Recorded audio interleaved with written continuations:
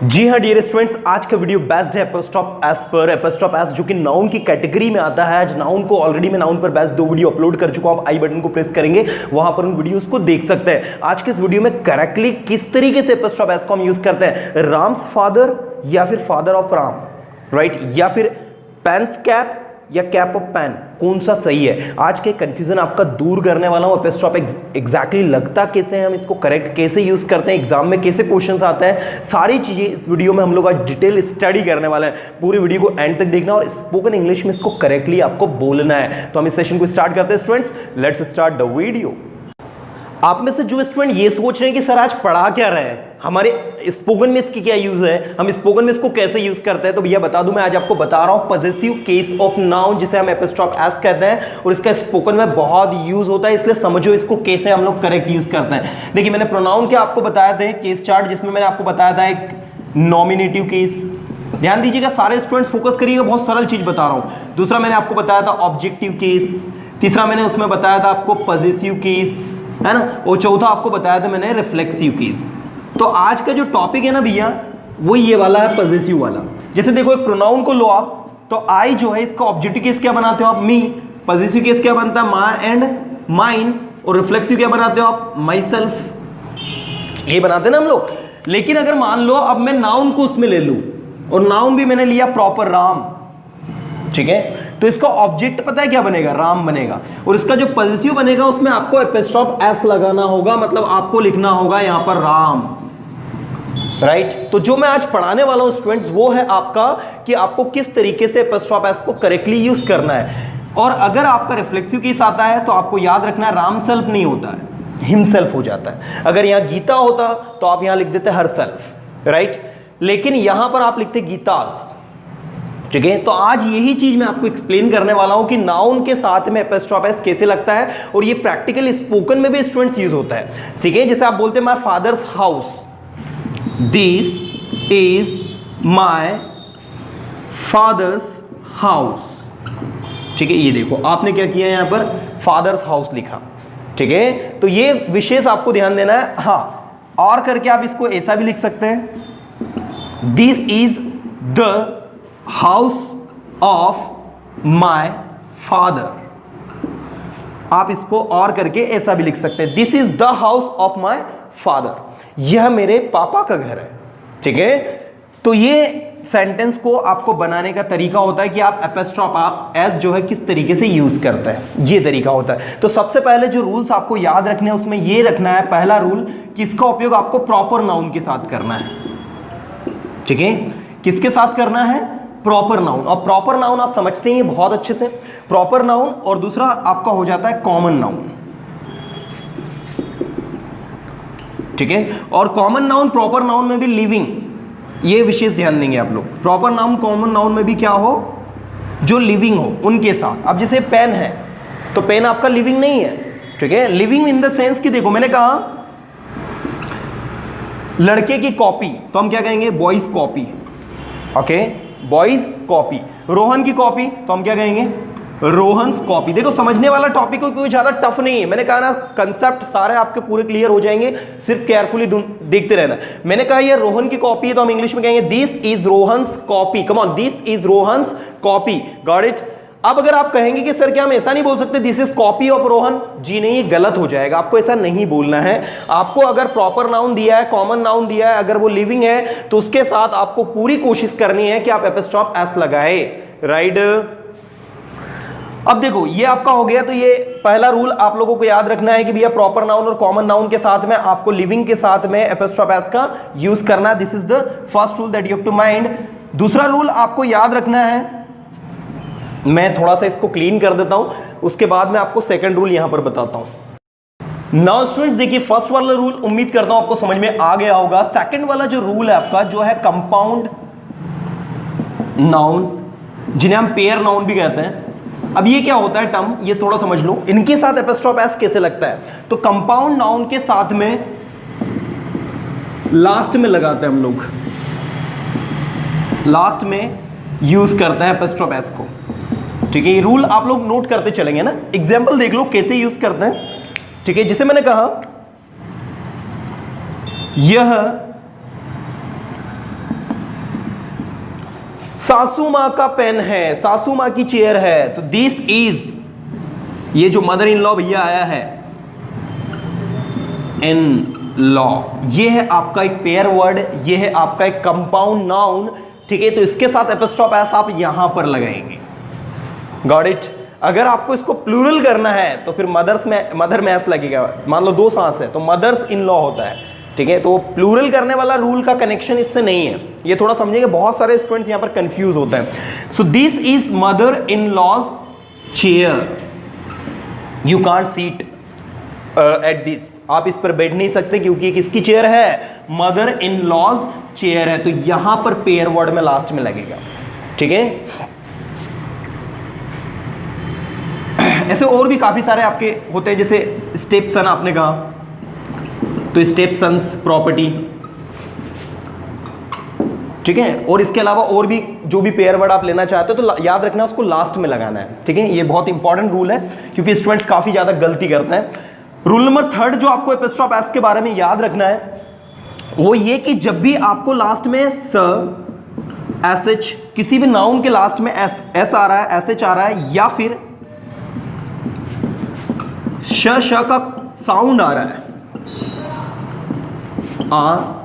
है तो point to be noted, आ रहा है तो आपको वहां एपिस्ट्रॉफ मार्क का यूज करना। सिर्फ याद रखिएगा वहां पर एपिस्ट्रॉफ एस नहीं लगाना है, आपको सिर्फ वहां पर एपिस्ट्रॉफ मार्क का उपयोग करना है।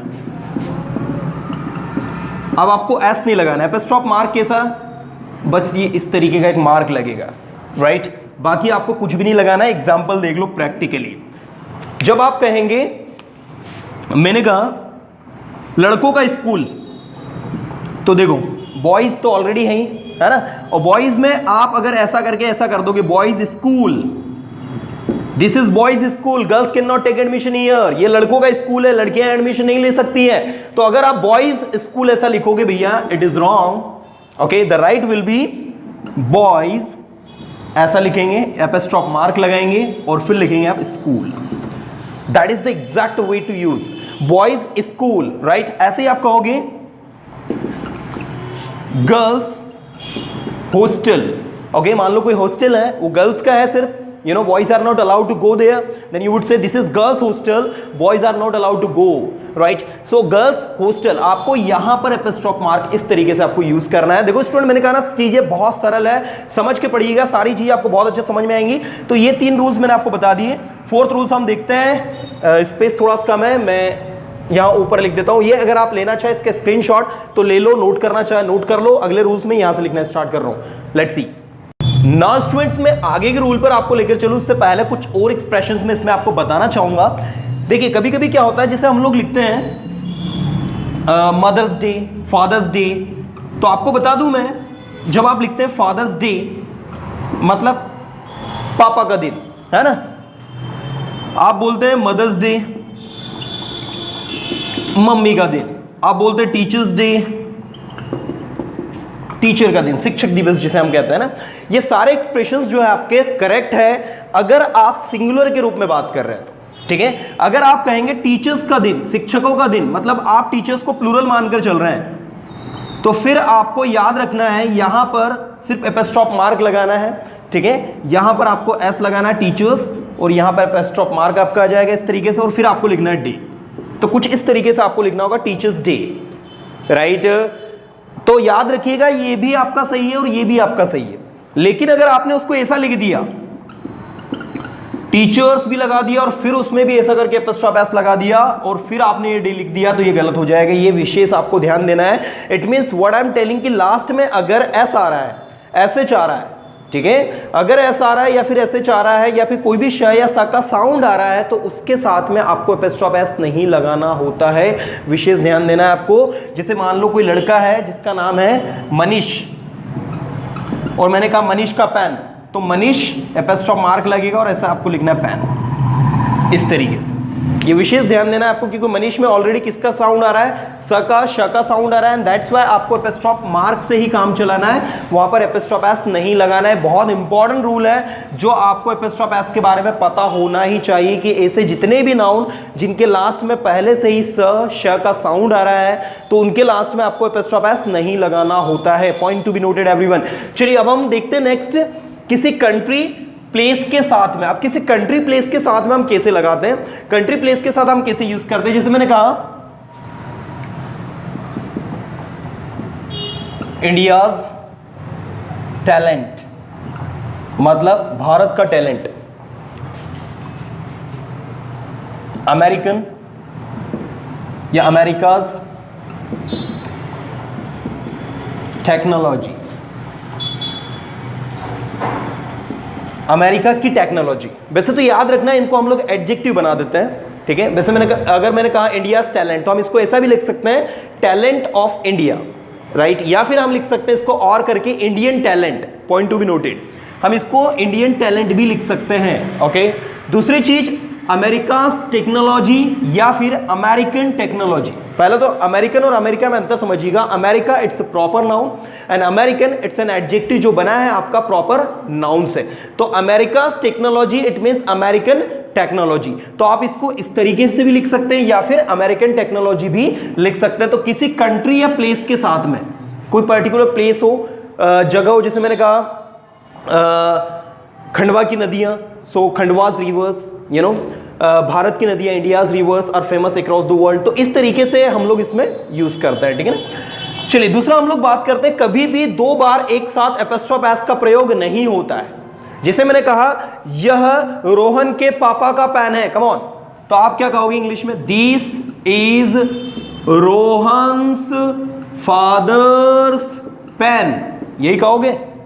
भैया ये जो आपने कहा है ये पूरा गलत है, ठीक है। सही क्या होगा आपको देखना है, this is Rohan's father's pen. तो रूल ये कहता है कि एपिस्ट्रोफ एस जो है दो बार नहीं लगाना, एक बार लगाना है, ठीक है। तो आपको करना क्या है कि जो लास्ट में जो दिया है उसको पहले उठाकर ले आना है और रोहन के साथ में लगने देना है, मतलब पहले वाले के साथ में लग देना है, दूसरे वाले से हटा देना है। तो आप बोलेंगे दिस इज अ पेन या द पेन, एक पेन बताओगे तो अ पेन, और अगर निश्चित पेन की बात करोगे तो यहां द भी लगा सकते हैं हम।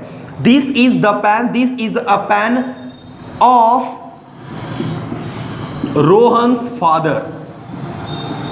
ये आपका बिल्कुल सही है। Very important thing that you should know कि एपोस्ट्रोफ एस को दो बार नहीं लगाना है, एपोस्ट्रोफ एस को आपको एक ही बार लगाना है, राइट। तो रोहन्स फादर्स नहीं होगा, this is a pen of Rohan's father. इसके अलावा और भी ऐसी जगह जहां भी दो बार आप एपोस्ट्रोफ एस लगा रहे हो, ये रूल को विशेष ध्यान रखना, राइट स्टूडेंट्स। देखो मैं चाह रहा हूं कि मैं आपको सारी चीजें डिटेल में पढ़ाऊं, चूंकि मैं वही चीजें पढ़ा रहा हूं जो स्पोकन में यूज होती है। अभी तो इतने सारे एक्सप्रेशंस हैं, इतने सारे यूज होते हैं एपोस्ट्रोफ एस के, बहुत सारे यूज है, लेकिन मैं आपको वही बता रहा हूं जो स्पोकन में ज्यादातर बोले जाते हैं। चलिए सिंगुलर टाइम एक्सप्रेशन वर्ड्स के साथ में भी, जैसे मैंने कहा मान लो टाइम एक्सप्रेशन वर्ड मैंने कहा कि एक सप्ताह की छुट्टी, तो क्या कहेंगे, अ वीक्स लीव, ठीक है।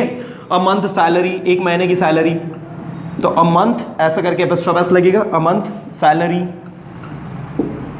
ठीक है। आई have got a month salary, तो मंथ में इस तरीके से एपोस्ट्रोफ एस आपका लगेगा, ठीक है। ऐसा और भी डेज के साथ भी लगा सकते हो।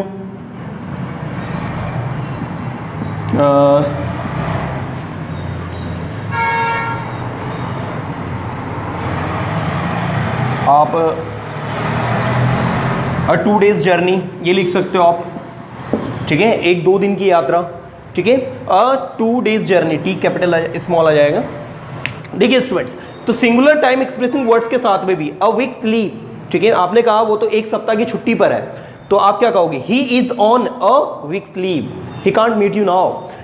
आई have got a month salary, ये देखो मंथ में आपने एपोस्ट्रोफ एस लगाया, तो टाइम एक्सप्रेसिंग शब्द के साथ में भी आपको एपोस्ट्रोफ एस को इस तरीके से यूज करना होता है। तो स्टूडेंट्स ओवरऑल जो 6 रूल मैंने आपको बताया, वैसे अगर मैं बताऊं आपको प्रैक्टिकली तो बहुत सारे रूल है। इंडेफिनिट प्रोनाउन जो होता है समबडी, एनीबडी, एवरीबडी, नोबडी, इनके साथ हम कैसे लगाते हैं, जिसमें कहा ये किसी और का पेन है, दिस इज समबडीज पेन, लेकिन अगर मान लो इसके साथ में समबडी एल्स लग गया, ठीक है, मान लो समबडी एल्स लग गया किसी, तो ऐसी सिचुएशन में एल्स के साथ में यहां पर एपोस्ट्रोफ एस लगाते हैं, फिर यहां नहीं लगाते आप, ठीक है। तो ऐसे काफी सारे बहुत छोटे छोटे रूल्स है, डिटेल्ड स्टडी इनको करना पड़ता है, लेकिन स्पोकन में जो 6 रूल मैंने आपको बताया, ये अच्छे से कर लो आप, तो आपको सारी चीजें समझ में आ जाएंगी। तो अब मैं उम्मीद करता हूं एपिस्ट्रोफ एस आपको समझ में आ गया। एपिस्ट्रोफ एस जो कि नाउन के लिए यूज होता है, ठीक है, ये नाउन के पॉजेसिव को शो ऑफ करने के लिए इसका उपयोग हम लोग करते हैं। उम्मीद करता हूं कि आपको इस वीडियो के माध्यम से ये सारी चीजें बहुत अच्छे से क्लियर हुई होंगी। अपने प्रैक्टिकल स्पोकन में इन चीजों को ज्यादा से ज्यादा इंप्रूव करो, अपनी ग्रामर को भी इंप्रूव करो। मेरी विशेष आपके साथ है स्टूडेंट्स। अगर वीडियो अच्छा लगा तो इसे लाइक करें, अपने फ्रेंड सर्कल में शेयर करें। Thank you so much friend, thank you to watch this video, thank you so much.